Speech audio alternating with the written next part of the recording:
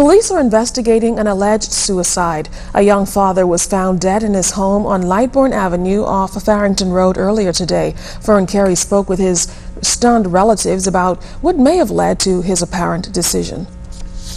Family members of Breco Armbrister say he has been suffering from depression since September of last year. And despite efforts to help the father of an 11-year-old daughter, Armbrister's aunt Marvane Johnson says her worst fears were realized when she went to his room shortly after 9 a.m. and made the shocking discovery.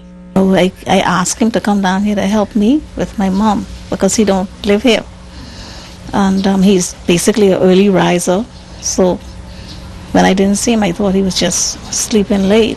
And when I was leaving to go to work, I had my bags in my hand, and I just went to the door and I said, Breco, I said, you sleeping late? I say, time to get up, I'm leaving. I say, I already fixed mommy food, and I left it for you to feed her and get up about 10 o'clock. And when I pushed the door open, he was just there, just hanging there.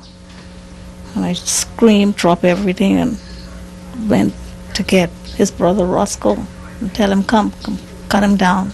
The unfortunate incident soon attracted curious neighbors who gathered in the area despite the intermittent rain, watching as undertakers removed the body from the Lightbourne Avenue home. Uncle of the deceased, Jeffrey Armbrister, says his nephew was a happy, quiet, reclusive individual who never had any problems with the law or anyone else. Although unsure what triggered his nephew's depression, Armbrister said the 34-year-old lost his job last year and has not been the same ever since. I really don't know what brought on the depression. We tried to get it out of him, but talked to him. We talked to him. I personally talked to him hours and hours recently. Hours upon hours. I would leave work just to talk to him, you know, to get him out of it. Marvane Johnson also said a nephew was unhappy in recent months. From he came down here, he wanted help. We took him to Sandlands.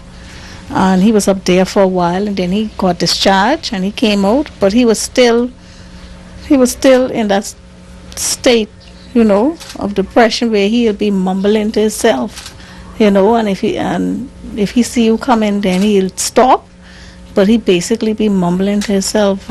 Meantime, relatives are still seeking answers as they try to come to grips with the death of their relative. Fern Carey, Southern News.